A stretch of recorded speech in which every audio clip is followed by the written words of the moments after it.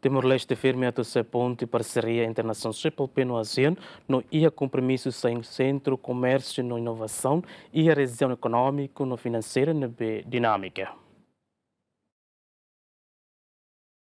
Durante participa cerimônia jantar confraternização nebe Estado Timor-Leste oferece para representante CPLP e a Palácio Nobre Lahane, Presidente da República José Ramos Horta Hateten, Timor-Leste no dar Estado membro CPLP, nomos ASEAN reafirma a determinação firme atusai ponte parceria estratégica entre a nação CPLP no ASEAN, com intenção atuhametin cooperação diplomática, econômica no multisetoral entre a organização regional no internacional ne. Além de Ramos Horta mos atonia compromisso atu Timor-Leste sai centro comércio no inovação e a região econômico no financeiro e nebe dinâmico liu e a mundo tama belelori oportunidade bot para desenvolvimento economia nacional.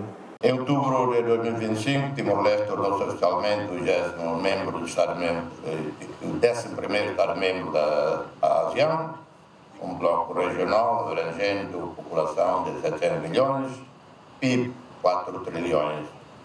Timor-Leste reitera a sua firme determinação em construir pontes de parceria estratégica entre o espaço CPLP e o Sudeste Asiático, assim como a Índia, a China, a Coreia do Sul, Japão, Austrália e Nova Zelândia. Timor-Leste sai membro permanente CPLP e halorong ida fulan agosto tinang ring rua durante a conferência se festado no governo CPLP nian e a Brasil.